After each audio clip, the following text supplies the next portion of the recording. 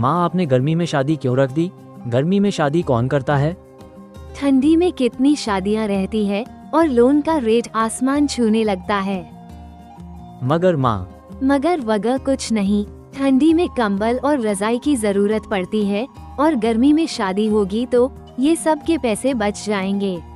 और इधर लड़की का परिवार गर्मी में शादी रखकर सोच रहा था कि पैसे बच जाएंगे, मगर उन्हें कहाँ पता था कि पानी और कूलर का कितना खर्चा होगा। चलो अच्छा है कि शादी गर्मी में है, अगर ठंडी में होती तो सबको कमरा देना पड़ता, ऐसे सब छत पर सो जाएंगे। हाँ पापा, और ठंडी में लोन का किराया 5 लाख तक बढ़ जाता है। कुछ पैसे बचाने के चक्कर में शादी गर्मी में रख देते हैं। अरे बाप रे, कितनी गर्मी है, मुझसे तो रहा नहीं जा रहा है। कमला, मुझे कोई एसी वाला कमरा दे दो जल्दी। कमला, मेरे लिए भी एसी वाला कमरा ही बुक करना और कुछ ठंडा भी मंगवा दो। फिर कमला सबकी बात सुनकर सुमित के पास जाती है। सुमित, सब एसी वाला कमरा मांग रहे हैं, तुम कुछ करो। हाँ ठीक है, 3 एसी वाले कमरे बुक कर देते हैं। पापा, मेरी सहेलियाँ भी अभी आने वाली हैं, उनके लिए भी एसी वाला कमरा बुक करा दीजिए। ठीक है, चलो 4 कर देते हैं। अभी मेरी बहनें भी आएंगी, उनके लिए भी एसी वाला कमरा ही चाहिए और हमारे लिए भी एसी वाला कमरा ही रहेगा। ठीक है, चलो अब 7 कमरे बुक कर लेते हैं। अगर पापा हम कुछ मेहमानों को एसी वाला कमरा देंगे और कुछ को नहीं, तो बाकी मेहमान बुरा मान जाएंगे। अगर हम सबको एसी वाला कमरा देंगे तो बहुत खर्चा आ जाएगा। तुम जाओ 10 एसी वाला कमरा बुक कर दो और हम सबसे कह देंगे जो एसी वाले कमरे में रहेगा उसे कमरा शेयर करना होगा। करण, कुछ कोल्ड ड्रिंक भी मंगवा दो, सबको बहुत गर्मी लग रही है। और इधर लड़की वालों की तरफ भी गर्मी से हाल बेहाल थी।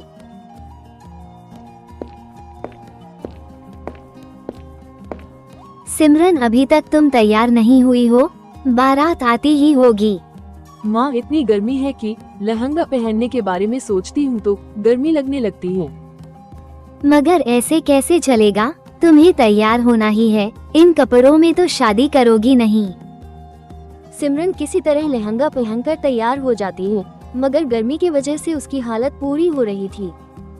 पापा, बारात कब निकलेगी? गर्मी के चक्कर में हालत पतली हो रही है। सबसे कह रहे हैं, मगर कोई एसी के कमरे के बाहर निकलना ही नहीं चाहता। लेकिन पापा, सबको कहिए कि जल्दी करें, इतना भारी कपड़ा पहनकर बहुत समय नहीं रह सकता। तुम चिंता मत करो, मैं सबसे कहता हूँ। सुमित सबको किसी तरह मनाकर करण की बारात लेकर पहुँच जाता है। कपिल जी, इतनी गर्मी है कि कोई बारात लेकर आना ही नहीं चाह रहा था। इतनी रिक्वेस्ट के बाद सब तैयार हुए हैं। हाँ भाई साहब, मेहमान भी गर्मी की वजह से बहुत परेशान है। सब लगातार सिर्फ शरबत और लस्सी ही पिए जा रहे हैं। फिर करण और सिमरन की शादी हो जाती है और वो दोनों स्टेज पर बैठ जाते हैं और उनके आसपास बहुत सारे पंखे लगा दिए जाते हैं, मगर फिर भी उन्हें गर्मी लगे ही जा रही थी। बेकार में हमने शादी गर्मी में रख दी। हाँ, नहीं तो थोड़े से पैसे बचाने के चक्कर में और ज्यादा पैसे लगा रहे हैं। तभी वहाँ शांति आती है और कहती है, तुम दोनों ये शिकायतों का भंडार बाद में खोलना, अभी सारे मेहमान तुम्हें ही देख रहे हैं। किसी तरह से शादी खत्म हो जाती है। लोन का पैसा बचाने के चक्कर में कितना ज्यादा पैसा खर्च हो गए हैं।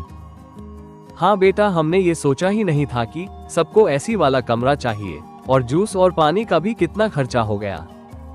अभी भी आप लोगों को पैसे की ही पड़ी है। यहाँ हम दोनों ने अपनी शादी की इतनी प्लानिंग की थी, इस गर्मी की वजह से सब पर पानी फिर गया। मैंने भी बहुत सारी प्लानिंग की थी कि सिमरन की शादी में ये करूँगी वो करूँगी, सब बेकार हो गया। चलिए आप लोग दुखी मत होइए, मेरे पास एक आइडिया है, बताऊं? क्या आइडिया है, बताओ। क्यों ना हम रिसेप्शन अभी ना करके ठंडी में कर ले, जिससे सबकी तमन्ना पूरी हो जाएगी। प्रिया की ये बात सुनकर सब बहुत खुश हो जाते हैं। हाँ बेटा, ये तो बहुत अच्छा आइडिया है। फिर रिसेप्शन कैंसिल करके ठंडी में तय कर देते हैं। सब अपने दिनचर्या में लग जाते हैं और कुछ महीने बाद ठंडी आ जाती है। रिसेप्शन में सब बहुत भारी कपड़े पहनते हैं और अपनी सारी तमन्ना पूरी करते हैं।